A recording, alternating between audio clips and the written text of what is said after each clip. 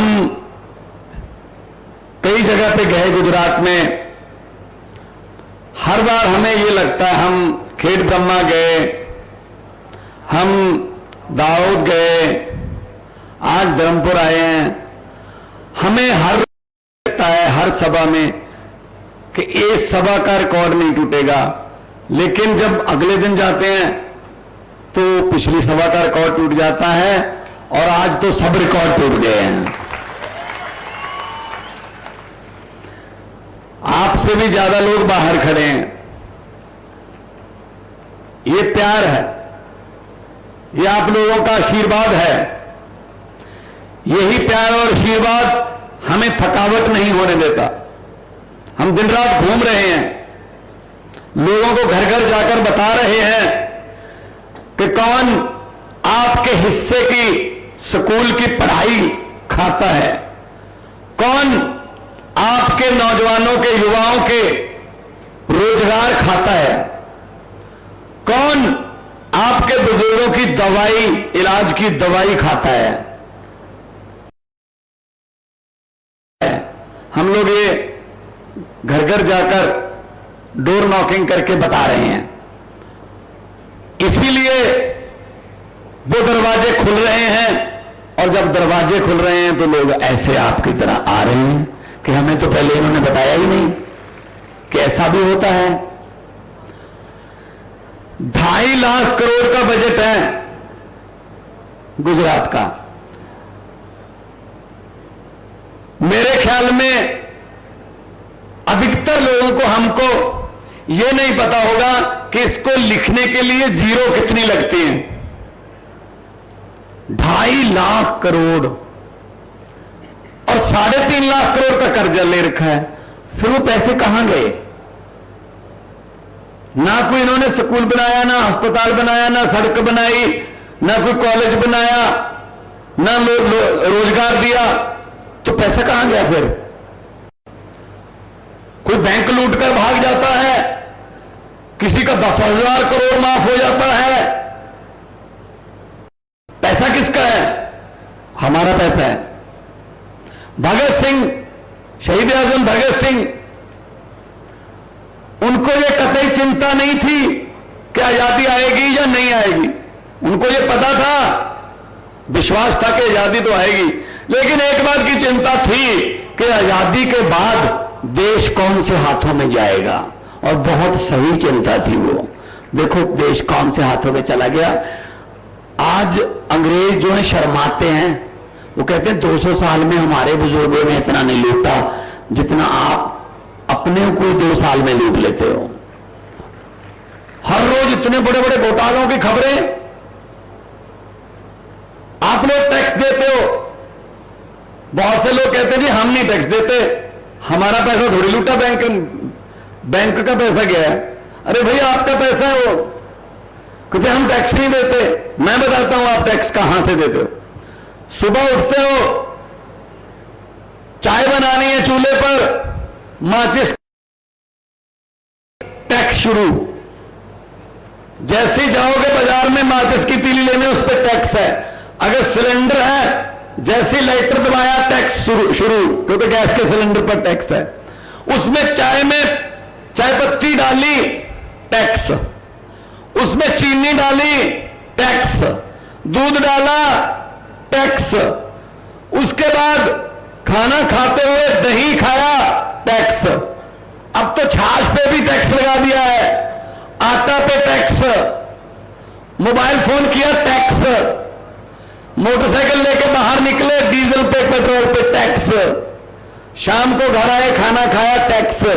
और शाम को, रात को बिस्तर पर जाकर आराम से सोचते हो चलो शुक्र है अब कोई टैक्स नहीं। भाई साहब भरम है, ऊपर पंखा चल रहा है, टैक्स। हम तो सोते हुए भी टैक्स दे रहे हैं, हम सो रहे हैं टैक्स चल रहा है, तो पैसा कहां गया? फिर जो भी पार्टी की सरकार आती है, आते पहला बयान देते हैं खजाना खाली है, खजाना खाली है। मैंने कहा जो है ही खाली उसको खजाना क्यों कहते हो? पीपा कहो, अलमारी कहो, खजाना खाली है।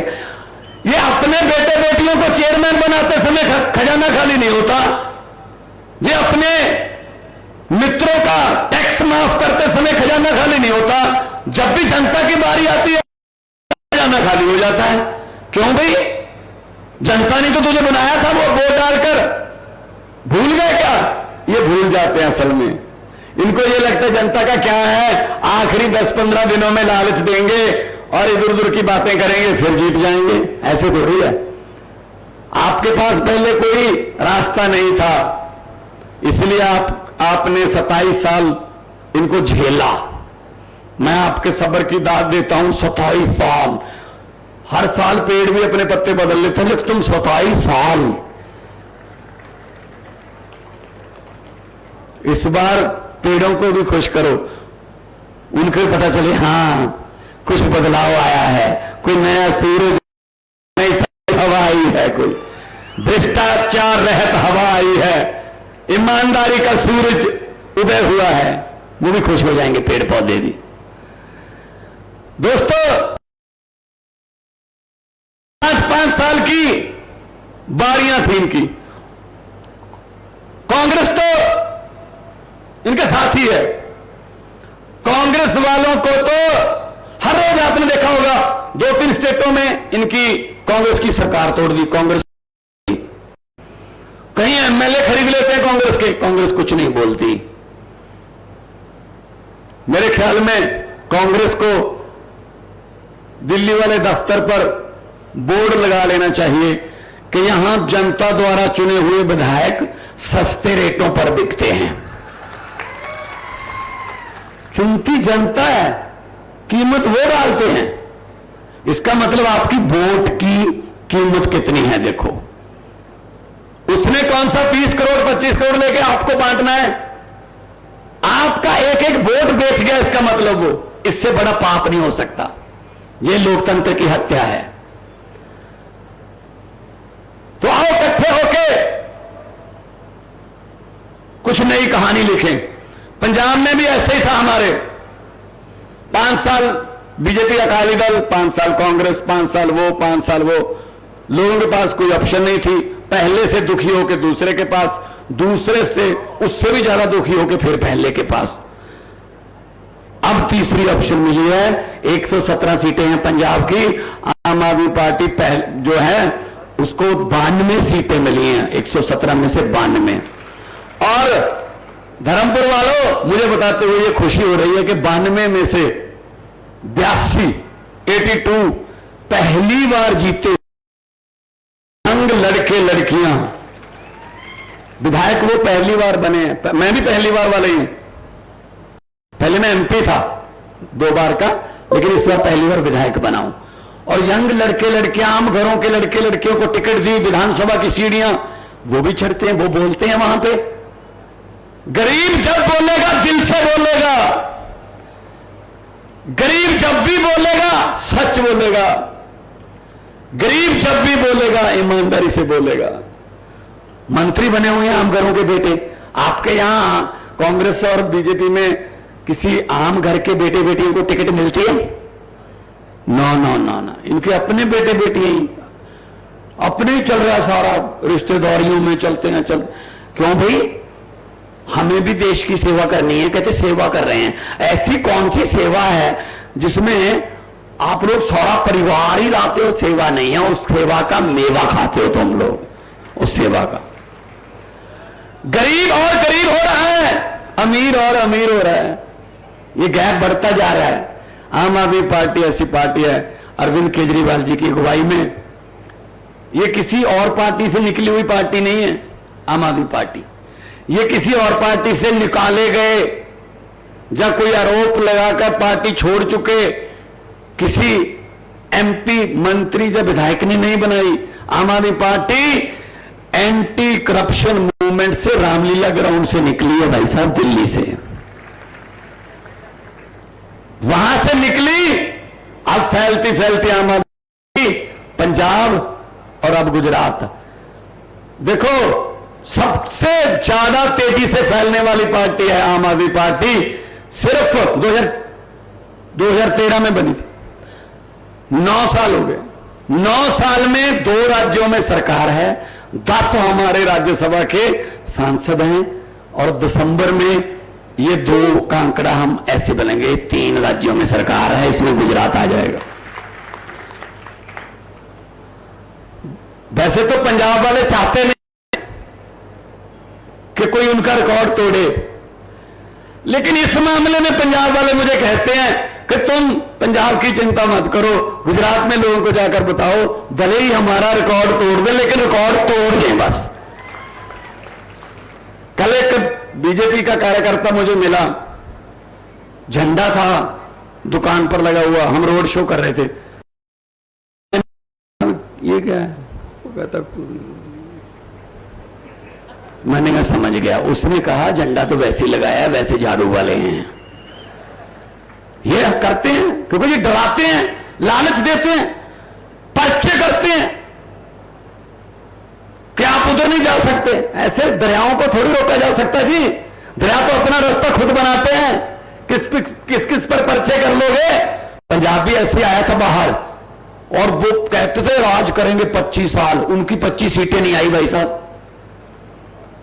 जनता है, चुप रहे 5 साल, अपने होंठों को सीले 10 साल, कुछ भी ना बोले 15 साल, सीने पर पत्थर रख ले तुम्हारी तरह 27 साल। लेकिन अगर 27 साल बाद जनता जागती है ना, जाग जाते हैं, फिर 27 साल का हिसाब 27 मिनट में ले लेती है। ये जनता ऐसी है।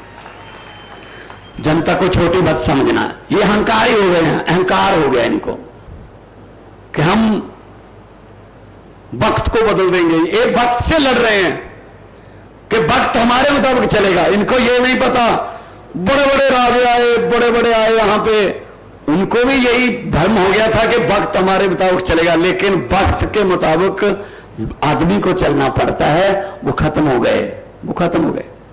जितने मर्जी इकट्ठे कर लो पैसे, हीरे मोती, मगर रहे कफन पे जेब नहीं होती।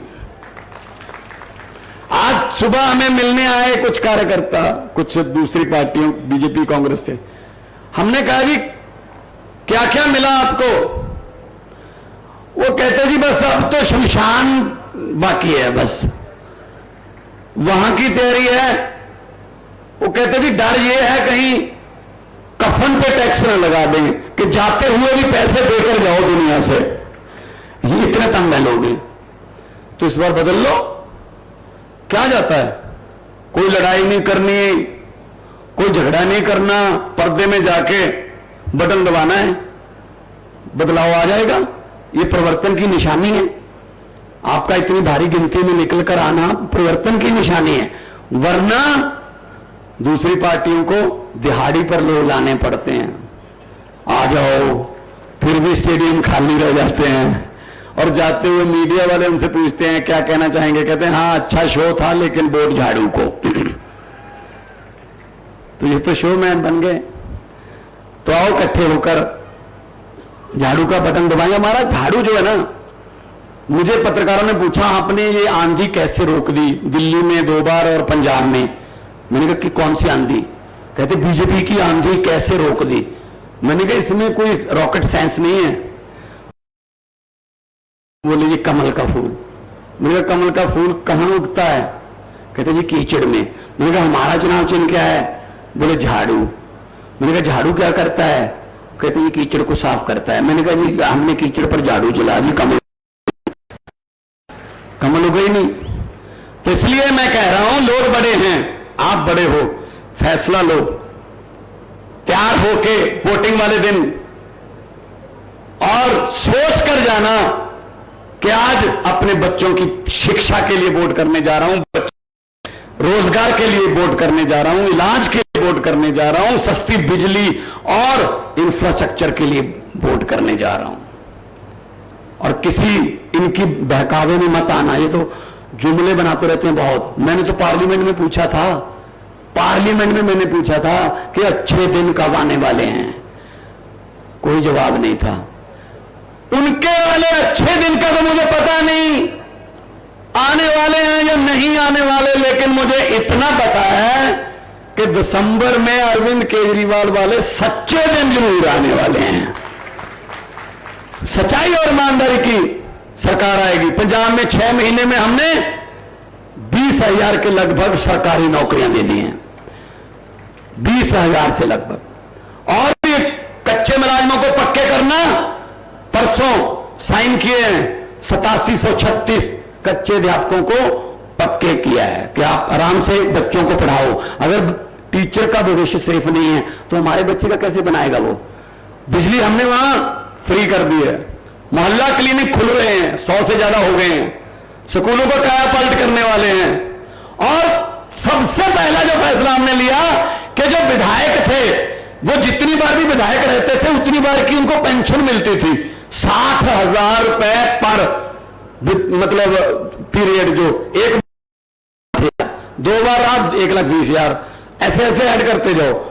तो हमने आते ही कहा कि भाई साहब वोट तो सेवा, हाथ जोड़कर सेवा के नाम पे मांगते हो और इतनी पेंशन। हमने कहा एक विधायक चाहे 10 बार विधायक बन जी, एक पेंशन मिलेगी, लेनी है लो वरना sorry, thank you very much. हमने फैसला किया, करोड़ों रुपया बच गया हमारा। वही करोड़ों रुपए से हम उनको कच्चे मुलाजिमों को पक्के कर रहे हैं, उनकी तनख्वाह बढ़ेगी, वो अच्छे प्यार से स्कूल में जाएंगे और बच्चों को पढ़ाएंगे। ये गरीबों को पढ़ने नहीं देते, इनको पता है गरीब का बच्चा पढ़ गया तो अफसर बन जाएगा, अफसर बन गया तो गरीबी दूर कर देगा, गरीबी दूर हो गई तो लोग हाथ जोड़कर हमारे सामने क्यों खड़े होंगे, हमारी कोठियों के सामने अर्जियां लेकर मिन्नतें करके कौन खड़ेगा लाइन में लगाकर, ये वाले। तो मैं ये कहना चाहता हूं, बहुत बड़े बड़े प्लान अरविंद केजरीवाल जी लेके आए, पढ़े लिखे आदमी हैं, इनकम टैक्स कमिश्नर थे, नौकरी छोड़कर लोगों में आ गए। और इनकम टैक्स कमिश्नर को यह हिसाब पता होता है, उसने पढ़ा होता है कि पैसा कहां से आएगा कहां जाएगा। पैसा टैक्स का है, लीकेज बंद कर दी दिल्ली में, जो 350 करोड़ में पुल बनता था 200 करोड़ में बना दिया, 150 करोड़ बच गया। अपने किसी मंत्री को या अपने किसी परिवार वालों को नहीं दिया कि 150 करोड़ तू खा ले, उसी 150 करोड़ से पूरी दिल्ली की दवाई फ्री कर दी अस्पतालों में। इसमें क्या फ्री रेवड़ी है, ये बोलते ना फ्री वाली रेवड़ियां बांटता है केजरीवाल, फिर केजरीवाल बिजली मुफ्त देता है, ये महिलाओं को बसों में सफर मुफ्त कर देता है, ये फ्री की रेवड़ी है। रेवड़ी लोगों का पैसा लोगों को देना ये रेवड़ी है। अगर ये रेवड़ी है तो 15 लाख हर घर के हर आदमी के खाते में आएगा। ये वाला पापड़ किसने बेचा था, फिर आ गया 15 लाख आपके घर पे। 15 लाख की बात छोड़ो, जो हमारे घर में 2-4 हजार रुपये रखे हुए थे बचत के लिए, नोटबंदी करके वो भी निकलवा के ले गए। इसलिए आपके पास आए हैं कि हिसाब किताब पूरा लगा के लीकेज बंद करके पैसा जनता का जनता पर ही खर्च करेंगे। जैसे ही जनता को यह पता चलता है कि हमारा पैसा हमारे पे आएगा, जनता टैक्स भी देती है खुले दिल से। ये हमने देख लिया 2 पंजाब और दिल्ली में। अभी रिपोर्ट एक आई है सरकारी, उसमें क्या कह रहे हैं, खुशखबरी है, उसमें कह रहे हैं सरकार ने करवाई है कि पूछो हाल चाल लोगों का, क्या किधर हवा है, क्या चल रहा है। तो रिपोर्ट में कहा गया है कि जी हम तो सच बताने वाले हैं। गुजरात में आम आदमी पार्टी की सरकार जो है वो बनने जा रही है इस बार दिसंबर। तो इनके हाथ पांव फूल गए, उन्होंने चालू कर दिया हमारा विरोध करना, हमारे पोस्टर नहीं लगने देते, अनाप शनाप बोलने लगे सबको, ये क्यों आते हैं यहां पे। भाई हम तड़ी पार थोड़ी हैं, ये तो तुम्हारे थे, हम तो सीधे साधे लोग हैं, आम आदमी हैं, ये हमसे नहीं डरते, हमारी कोई औकात नहीं है, हमसे नहीं डरते। इतनी लाखों की गिनती में सुबह से आप लोग जो इकट्ठे हो जाते हो ना, ये आपसे डरते हैं, आप लोगों से डरते हैं।